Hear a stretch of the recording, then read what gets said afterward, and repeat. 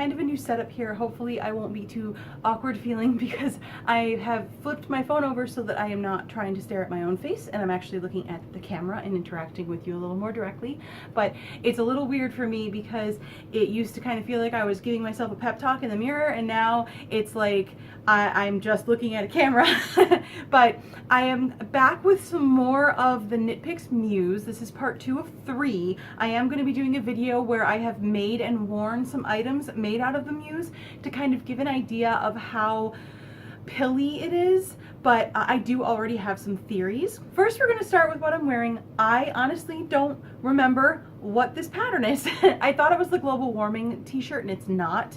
I will try to look it up the next time I wear it and spend a little more time figuring it out. I didn't photograph it and record it on my Ravelry though, so I literally have no idea. I do know that this little picot here that I made is not part of the pattern, and it's got kind of a cable down the back. But it's a really cute little sweater t-shirt and I love it. And I'm also drinking some, my husband and I went to Panera before I started recording, so I'm drinking some of their hibiscus ginger tea. So I'm also going to be recording in a slightly higher definition so that we can get a little more detail while I'm talking to you. So that's enough for the changes in the what I'm wearing and what I'm drinking. Let's get to the yarn. So I'm going to start with the Bear because I dyed my swatch for the Bear yarn, and I really kind of want to talk about how it took the dye and compare it to the Knit Picks, I believe it was Imagination is the yarn that I have from before. It's a worsted weight Knit Picks Bear yarn that's superwash wool, and this is also superwash, but it's spun differently. And I'm gonna just kind of talk about how it took the dye because it's a much looser spin, and just in general talk about the dyeing process. I used an acid dye that I got off of AliExpress. Simple, easy, you just get it up to a boil with some vinegar and you put the stuff in and you go. You can look up anywhere how to use acid dyes online. I could do a tutorial eventually, but I am by no means well versed in it. I have dyed the yarn that you see here with acid dye, and that's it. The other times I've dyed yarn, it's been with RIT dye, and it came out very faded. So let's start with the Bear. And so here's what it looked like now that I've got it spun into a nice usable ball. Pretty simple, slightly eggshell colored, what you would expect for a superwash merino wool yarn. And this is how it took the color. And I am just amazed by how vibrantly it took the color. However, there are some problems if you're going to be dyeing this with the acid dye like I did. Anything I think that might involve heat. There was very little agitation, but this yarn, and you can see it in the tails that I had hanging off, it just came undone. This part here, you can see how it's thinner. That's because part of the yarn just fell off in the water. And I think that if you're going to be dyeing this yarn, you need to dye it very carefully. I honestly would do kind of what I did here and knit a swatch. I would not dye it on the ball, personally. I just feel like it's not a durable yarn, especially once it gets wet. This yarn seems to bloom quite a bit. And that can be a real problem if you're going to be doing something like acid dye. I think that maybe because it takes the dye really well and you get a very vibrant color, and I don't think it's going to bleed a lot, but at the same time it's become very fuzzy already. This swatch compared to the other swatches has already begun to pill. You can see a little bit of pilling right there, and I just think that maybe Bear is not kind of the best yarn to work with, even though you can get these beautiful vibrant colors, which I expected from a superwash merino. You get vibrant colors when you dye superwash merino. I mean, I've done a lot of reading on dyeing, and it just takes the colors really, really well. However, you have to approach your yarn with caution if it's like this and maybe a little more fragile. And I did notice when this yarn gets wet, it becomes more fragile. Here's the Imagination worsted. I think it's Imagination. And that's how it dyed up, and you can kind of see the difference. Now, like I said, I'm by no means particularly well versed in dyeing, so you can kind of see there's a little unevenness in the dye job on both of these. But this actually took the color a lot more vibrantly, and I don't know if it's because I dyed it on a swatch or if it's because of how the yarn is spun, how the dye saturates. So that's something we kind of have to look into. So next we're going to talk about the swatch for the Untamed hand painted. This is the same color temperature variegated that I got, and there it is on its usable ball. It's such a beautiful set of colors. I have kind of decided that I'm going to be working with all 4 of the ones that I got, and then I got 2 more, and I'm going to be making some sort of faded sweater. This will be actually really good for my 6-day sweater, and I think that's what I'm going to do. Is I'm going to try and use some of the things I've learned making my So Faded sweater and use it to make a faded 6-day sweater. And so here's the swatch, and I'm actually quite pleased at how this one turned out. And it turned out very like I thought. I thought it was going to look kind of like leaves, light shining through leaves on a tree, and it really, really did, with just a little touch of maybe moss or like the greenness of a pond with its lily pads. And I think working with this and the blue Savvy, which is the tonal blue that I have, and with the Rooted, which is the tonal green, I think that putting all of these together and moving into a purple after the blue and then moving into this, I think it's going to be really, really pretty. So like I said, this was the Untamed colorway. I have the worst memory, so if you see me reading off of these cards a million times, just deal with it, I guess. So the next one we're going to talk about is the Savvy hand painted. This is one of the tonals that I got. And I am really, really digging the little spots of where the color didn't quite saturate the yarn. These are spray painted yarns, I guess. Like they hand paint using a spraying method instead of like the dabbing method or like a dip dye in sections method. There are lots of different ways to hand paint yarn, and I think I'm really liking the spray method. It's something I may look up online a little bit and kind of see how to do it, because I love the level of saturation you get. It looks very much like, this looks very much like denim, like brand new darker denim. And then there's another blue that I got that looks a little bit more like a sort of a lighter denim that I'm going to use in between these two on the sweater. So we're going to move on. This is going pretty quickly because I want to talk about these yarns a little more in depth as far as like their hand and their blockability. So we're moving on to Rooted, which is the green tonal one that I have. And this was my favorite one from the set. I did really, really like Untamed. I think it's beautiful. I love the teal and green together, but something about Rooted just really spoke to me. And this one looks like springtime. It looks like if you're walking through young trees that have just like finished sprouting their leaves and summer's on its way. That's this color to me, and it's very nostalgic to me about like walking outside when I was a kid. I don't do a lot of that now because we don't really live somewhere where there's a ton of places to walk with lots of trees, but I used to play hooky from college. In my second year of college, I would literally play hooky so I could go walk around the Nichols Arboretum in Ann Arbor.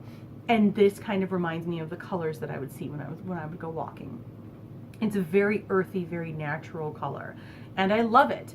And once again, I'm really digging the color saturation of the dye. I think all of these tonal ones, and even the Untamed, which is different colors, it's technically a variegated, but it's still in the same color family. It's all blues and greens. The color saturation gives it a very natural, very textured feel, which is what I thought it would do once I got it swatched. Now, these did not bloom nearly as much as the Bear did when I dyed it, but the Bear also sat in water for a lot longer. That might have something to do with it. The next one I'm going to talk about is the one that I was worried about. Oh, there's that little piece, by the way. It fell off the Bear. So we're going to talk about Impulse now. Impulse is this one. with all the variegated colors, and I was very afraid of it being muddy. So what they did right with Impulse in this yarn, the majority of their variegated ones from this line tend to be one main color with little pops of other colors, and it works. It works really, really well. So I know I'm kind of building up a little bit too much, but so here is the Untamed swatch, and close up and far away, you can still differentiate the colors. So there isn't really pooling per se with this. Maybe a little bit in here you can see where some of the more earthy colors kind of came together, and overall, because it's mostly like the pinks and purples, it kind of alleviates some of that muddy color. So I feel like if Knit Picks, what they really wanted was to create a yarn that looked beautiful on the hank and it was very eye-catching and colorful, but was also going to knit up well, I think they did a very good job with this. And that's hard to do because no matter what, you're going to get some muddiness when you're working with yarns like this, when you're working with variegated yarns that have a lot of colors to them. I've never worked with a variegated yarn that has colors that are outside of the same color temperature, the same color group, I guess, that have not turned out at least a little bit muddy. But overall, this one I think did a very good job. They kept mostly to the same color group, and the pops of color really work. And I think if it did end up pooling just right, if we got some of the teal sections that lined up together and some of the yellowish sections that you lined up together and have these pops of colors that pool together really nicely, I think that it would end up being a very beautiful yarn that you can do a lot with. The number one problem that we're going to run into with the Muse, it's got these beautiful colors, it's got a beautiful hand, it's a dream to work with. It's superwash, which makes it a little bit easier to clean. Easy care is always a plus. The number one problem is going to be the pilling. It is a single ply tightly spun yarn, and you aren't going to avoid pilling with it. It is going to pill. That is something every knitter has to deal with. So with me, I don't wear my sweaters more than 3 months out of the year. And so I don't have to worry as much about wear and tear on my sweaters because my long sleeve warm wool sweaters I'm only wearing during the cold winter months, right? But if you are going to be wearing this sweater a lot, if you want to make a sweater out of this and you're going to be wearing it a lot, let's say you work somewhere that's very cold, you live somewhere that's colder more months out of the year than I do, or you just get cold easily and tend to bundle up spring, winter, and fall, then you might not want to knit a sweater or other high traffic item out of this. If you want to experiment with this yarn, especially if you like dyeing, because let me tell you, even though it pilled a little bit, the dye took beautifully on this. If you want to experiment with this yarn, I would say hats or cowls or scarves would all be really good uses for this yarn. I would not make mittens, blankets, or slippers out of this yarn. I think slippers, first of all, if you have hardwood or tile flooring, like linoleum tile flooring in your house, you're going to fall flat on your face and it's going to be not good. But other than that, just slippers are high wear items and the pilling is going to be bad. Also, I might consider making sure you have enough of the yarn to keep a little bit in case you need to do some repairs, because if a yarn pills a lot, then you are going to have to look at mending it a little more frequently than if you have something that doesn't pill a lot, right? That's something to consider. If you're going to dye this yarn, I would dye it on a swatch. I would basically knit the whole thing up and then dye the piece and then frog it and dry it. Maybe not frog it when it's wet, but frog it and then put it in a hank, get it wet one more time, and then hang it to dry. I would definitely not frog it when it's wet though, because that's just asking for the whole thing to fall apart. So, but it does bloom beautifully, which kind of helps with that ripply, watery effect. It also helps, I think, with some of the muddiness because the colors look more like natural pieces to a painting rather than like a chunk of color smack in the middle of all the pink, right? So I'm gonna make a sweater out of this. I am gonna work a little bit more with another type of dye and see if that does a little bit less pilling. I'm wondering if the acid dye might just be a little too harsh for this very delicate yarn. And we're gonna see where it goes. So far, I'm very pleased. I think if you know how to care for your knitted items, and if you don't mind something that's gonna be a little more high care as far as the, you know, picking off pills and washing a little more carefully, I think this would be a good yarn. Like I said, I'm gonna be making my 6-day sweater out of this yarn, and I only wear that a few months out of the year, and I think it's gonna be just a beautiful piece. And so that has been my swatching of Muse and hopefully you guys are maybe going to try and give this yarn a try. I did get a comment about how reviewing this was actually good because they are a little bit afraid of the pilling, so hopefully this was useful to you. So I guess that concludes this particular video. Please keep your eyes open. I am going to do a video after I have knit and worn and washed an item made out of this. Hopefully it won't have to be something small and quick that I've worn a little bit during the end of the season. It'll be something that I'll be able to like make and wear, like the sweater, because it is going to be my 6-day sweater, and the rest of the yarn is coming soon. So cross your fingers, and I'll be able to talk a little bit about how bad the pilling is. So follow me on social media. I'm Be My Full Moon pretty much everywhere except for Ravelry and Twitter, where I'm Aorai. That's Aourai. So you can look me up on Facebook, Instagram, Tumblr, Pinterest, Etsy, Store Envy. I don't use my Store Envy much, but I may actually be moving things over to there soon. If you are an Etsy seller who's watching me, you might want to look up at some of the stuff that's been going on Etsy, and you might want to check your bank account because Etsy had an oops, is what they're saying it is. Some people think it may not be quite so much of an oops.